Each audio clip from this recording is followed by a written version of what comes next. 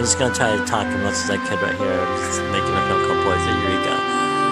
And it's gonna be, I'm not sure if I want to do it in short episodes of 5 minutes apiece, or if I want to make it into a short film. Boys of Eureka is about 5 boys that are from Eureka who live in Eureka, and they all end up somehow meeting at a certain historical monument place downtown here in Eureka.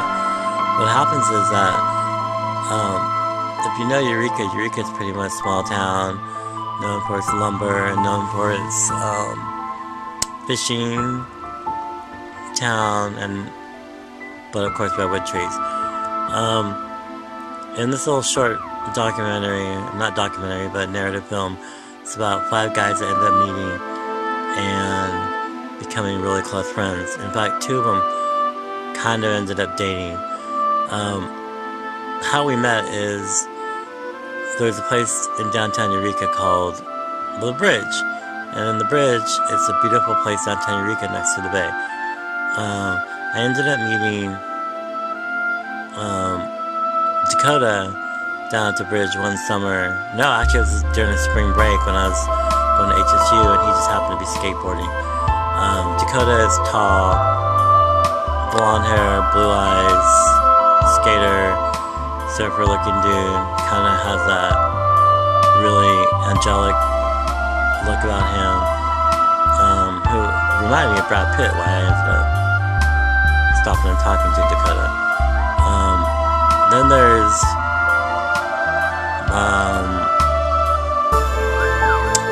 Johnny. Johnny's kind of your 100% Italian fat guy who's pudgy, who I ended up meeting at one of the gay clubs here in Humboldt County called Club East. And then one day I just saw him down at the meeting place, which is the bridge, and we ended up talking. Johnny's your pudgy one, Italian type, short, always spicy, and always wanted to go on rampages and verbally school out people about fashion. Then there's another guy named Wes. And Wes is a guy that I met a while back who was just kind of coming out of the closet, has a couple kids, and he was pretty much kind of your uptight redneck guy from 10 miles north of Eureka. And his name was Wes, and Wes was your kind of redneck, blonde hair, blue eye, cowboy looking, stocky. He always was kind of cynical about everything, thought that he was, good looking that way. He didn't understand why men didn't really fall in love with him. Kind of cocky attitude. And then there was another guy named Red.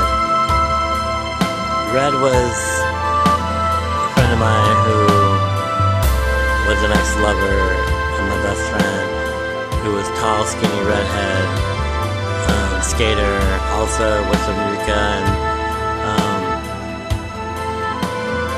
kind of a drug user. I mean, we'll tell you more stories.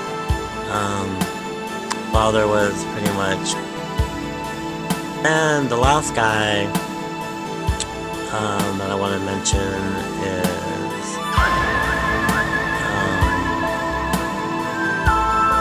Dakota's brother.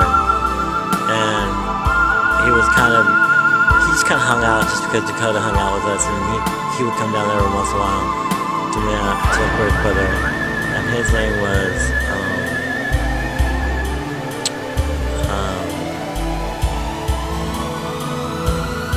Barry. And he was tall, Italian looking, kind of looked like one of the old Matt Dillon boys, kind of smoked a lot of cigarettes. He also skateboarded.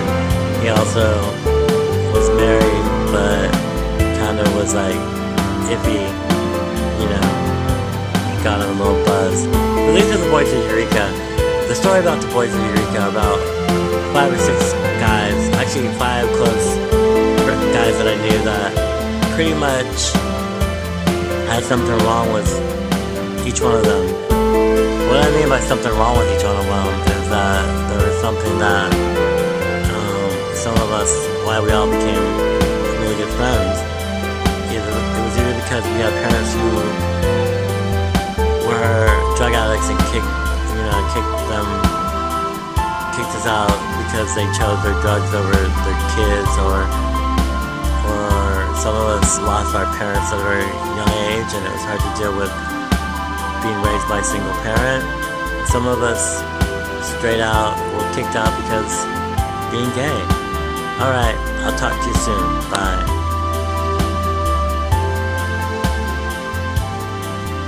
Hey, I told you pay the bill now. Ready now. Pay the bills. Right now. I don't care. Right now. You really yelling at me? You really are yelling at me to pay the bills? I always help you pay the bills, Mom. I always help you pay the bills. I can't believe you're yelling at me and not anybody in this house, Mom. You yell at me because I'm gay. You yell at me because you want me to pay the bills. Mom, I'm tired. I'm tired of this. I'm tired. If I can't find love with my own family, Mom, I'm gonna go find love in the streets.